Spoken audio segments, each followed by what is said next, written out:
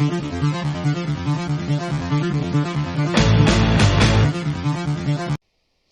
everyone, welcome back to DBMS lab session. In today's video we are going to see exercise 8 wherein we are going to understand how to create loops. So we'll be creating 4 kinds of loops. One is goto, the other one is loop, the other one is while, and the other one is for. So we are going to see 4 kinds of loops, and I'll also show you how to create nested loops, and then we'll go with the error handling. In error handling I'll show you how to use built-in exceptions, and then how to create user defined exceptions, and then we'll see raise application error. So we'll be seeing all these topics today. So without further ado, let us get into the topics. The first one is using goto, so wherein I want to print the numbers 1 to 10. So I'll be printing numbers 1 to 10 for all the loops. So here this is a PLSQL block. As I said, like, it starts with declare, and then inside this declare label keyword we'll be giving all the declaration of the variables that we need in the program. So I need the variable I, which is of integer type, and I'm doing an assignment here, so I will be taking 1. And then in begin I'll be writing the logic. So here inside begin I have put something in stereotypes. So this is less than, and output I have written some label here, and then a greater than symbol. So this is what is called as labeling. Okay, so goto, you might have learnt it in your C programming. Goto was there, but which will make a jump inside the program. Okay, so goto actually makes a jump. Okay, so we can go from one part of the program to the other part of the program using goto. Okay, goto functions like this. Okay, so the syntax of goto is like this: goto, and then I said output. Okay, so what happens is whenever the statement this statement executes, what happens is, irrespective of there is no condition, nothing, it will go to this output label. Okay, and start executing the statements below this output label. Okay, so that is the functionality of this goto. So that's why what happens is there are chances that it creates an infinite loop, like, if you are not handling it properly. So that's why in the consecutive programming languages goto was removed. So goto is a reserved word in Java, but I mean it is not used. So goto is removed. Okay, so fine. Okay, so let us look into this. So you should be writing it very carefully.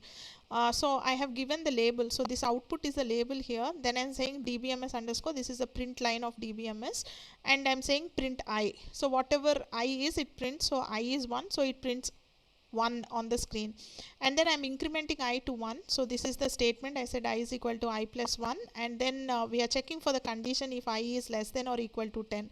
So this is true. Okay, so 1 is less than or equal to 10. Then we are saying go to output. So what happens is, this again iterates to the label, jumps to the label, and then prints I. Okay, so I is 2 now, and again I increments, checks 2 is less than 10, then, and again this condition is true. So that's why this go to statement is executed, and it jumps to this label and then executes. So I hope everybody understood. And finally, when I becomes, I will print till 10 values, because 10 is less than or equal to 10. 1 2 3 4 till 10 it will be printing, and when I becomes 11, what happens is this condition fails. 11 is less than or equal to 10, so condition failed. So this goto will not execute, and it will end the if and then end the program. Okay, so this is how we are creating loop using goto. So let me execute this program and show it to you. So you can see here friends, that the output we got is 1 to 10. So this is the output of this particular goto statement. Now we'll see how to write for in PLSQL block. Now here the syntax of using for is for I in range. So this is the range. So we are giving the range over here. So this I will iterate through these numbers from 1 to 10. Okay, so then I have to use the keyword loop. Then I'm saying for I in range. So this is the range, I'm giving the range. So how I'm giving the range? I'm giving the range with 2 dots in between. So I'm saying 1, 2 dots and 10. Then I said loop, and I'm saying print I. Okay, so then put line I, and then I'm saying end loop, and this end is for this for loop, and this end is for this begin. Okay, so let me execute this and show the output to you. So you can see the numbers from 1 to 10. So this is the range, right? So we have put 1, 2 dots and 10. So it is printing all the numbers from 1 to 10. So this is how you put a for loop inside the PLSQL block. Next I'll show you how to write while loops. So I'm saying declare, I'm taking a variable I. You know how to write a while loop, right? So we'll be having initialization, then condition and increment and decrement in 3 different places. So here I have initialization of I. This is the loop variable. So I have initialized I in this particular place. I'm saying I is equal to 1.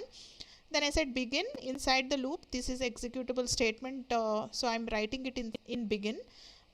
So here I'm saying while. So while is the keyword. So I'm saying I is less than or equal to 10. So this is the condition, meaning that I have to iterate I from 1 to 10. Then loop. And then I'm saying put underscore line I. And then I'm doing the increment over here, I is equal to I plus 1. So you can find this very similar to your C programming. Okay, and then I'm saying end loop and end. So this condition will satisfy for all the values from 1 through 10.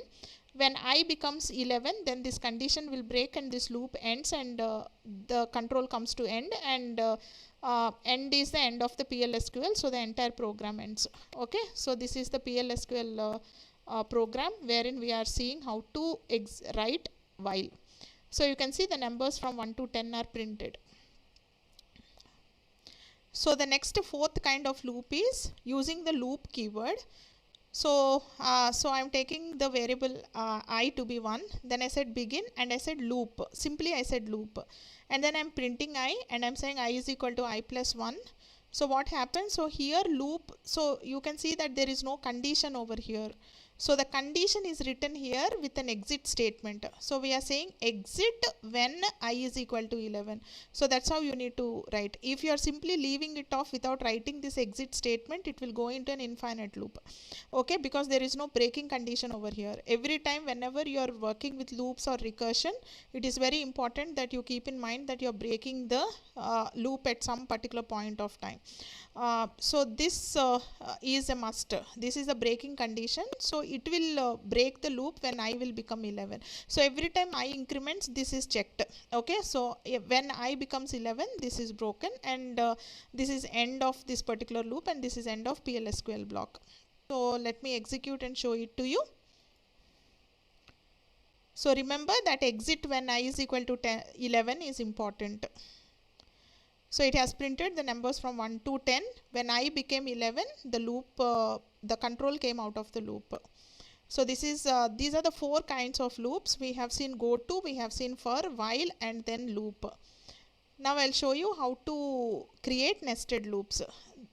So this is declare. So I don't have any variables, so I just have said declare. Then I said begin, and then I'm writing the for loop. So for I in this is the range, so 1 to 5. Then I said loop, and then this is the inner loop. Okay, so this is the outer loop and this is the inner loop. Similar to how you write nested loops in C programming, that's how you'll write over here. Inside the nested loops, I said for I in 1 to 5, and inner loop I said for j 1 to 3. Okay, and inside the inner loop I have said dbms underscore output dot put underscore line I into j. This is end of the inner loop and this is end of outer loop and n. So first I will be 1, and then it enters into the loop. So j loop will iterate for 3 values, that is for j to 1, j is equal to 2 and j is equal to 3, and it will multiply with I is equal to 1, right? So it will say 1 into 1, 1 into 2 and 1 into 3. So the first iteration of the outer loop, the values of the inner loop, so the value that will be printed by the inner loop will be 1, 2, 3. So then after j becomes a 4, what happens? It is out of range, so the inner loop will terminate and it goes to the outer loop. Now outer loop, I will take the next element in the range, which is 2. So now the inner loop will execute for 3 times on the outer loop variable to be 2. Okay, so 2 into 1, 2 2s are 4 and 2 3s are 6. So I will be getting 2 and then 4 and then 6 in the output. So likewise it keeps executing for different values of I. It will be multiplying with the 1, 2, 3 values of j. So finally, after the outer loop exits, the control comes to the end and exits the PLSQL block as well. So let me show you the execution. It is similar to how you write nested loops in your programming languages, but the syntax is different. That's it. Okay. So let us check the output.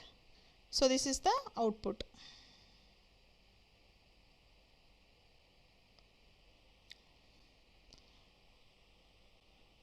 Okay, so the loops are over. Now let us understand what is error handling. So inside the error handling, so this is the syntax of how errors are handled using exceptions. Now declare, this will be the declaration section, and this is the begin executable commands, and inside this begin, after this begin, you will be having this exception block wherein these are the keywords, like you will be writing when certain exception, then what to do you will be writing here, exception 1 handling statement. So when some exception 2, then you will be writing how you are going to handle this exception 2. So likewise you can have n number of exceptions over here. So that's what I have given in the syntax, and finally an end. Okay, so exception and then when and then.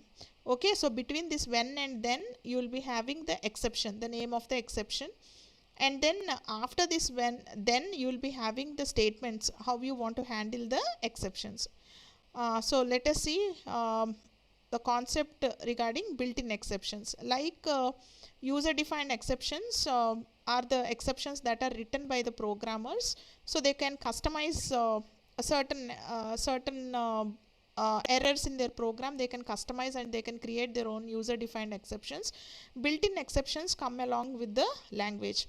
So let us see what are the various built-in exceptions. These are the PLSQL built-in exceptions. So you can see access underscore into underscore null. Okay, so this is one exception. So case not found exception, cursor already open exception.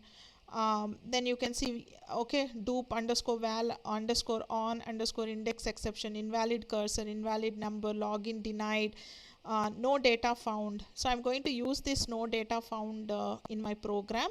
So what is no data found? It is like exception raised when select statement doesn't fetch any row from a database table. Okay, so then you will say no data found. And then you have not logged on, then program error, you have storage errors, is invalid row ID. So too many rows also I have used in my program. So wherein I said exception raised when select statement returns more than one row. So this also I have used in my program.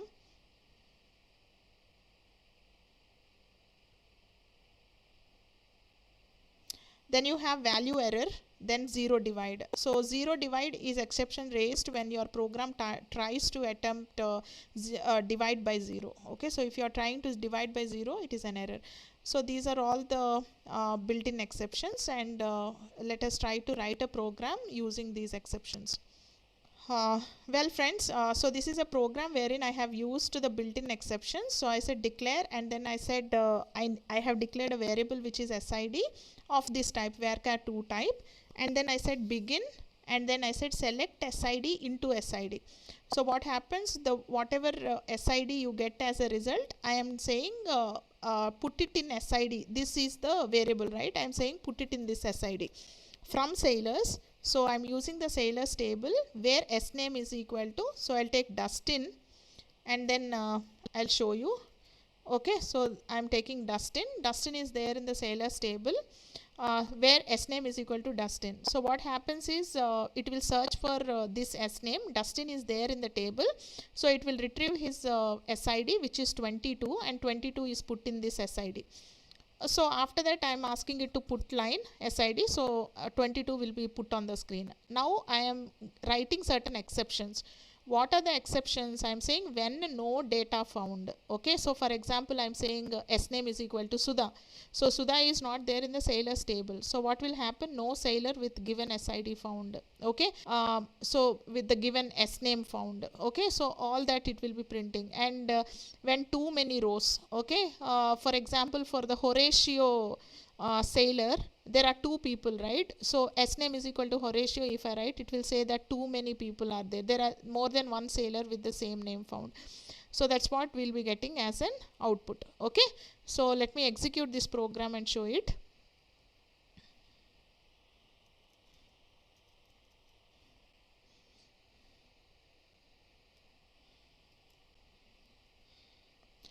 So you can see that I have got 22 in the output because Dustin is there in the sailors table. Okay, so Dustin is there in the sailors table, so that's why I have got 22. So let me show you the sailors table.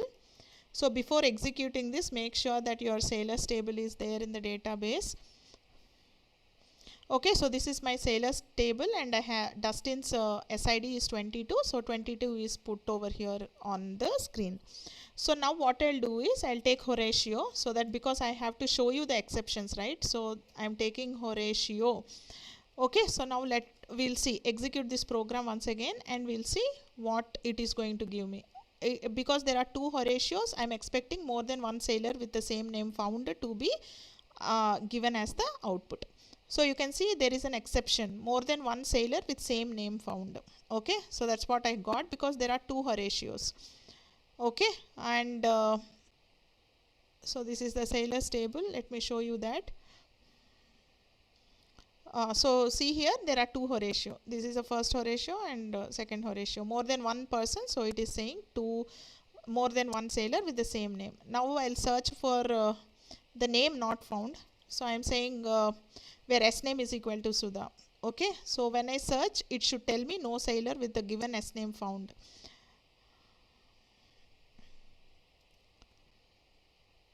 So it is telling me no sailors with the given S name found. Okay, so this is how you will be using the built-in exceptions. I hope this program is clear. Now let us write user defined exceptions.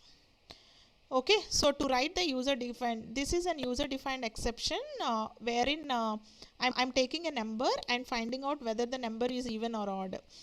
Okay, so I'm taking n number and have put 25 in n number, and I said A exception and B exception. I'm creating exceptions A and B.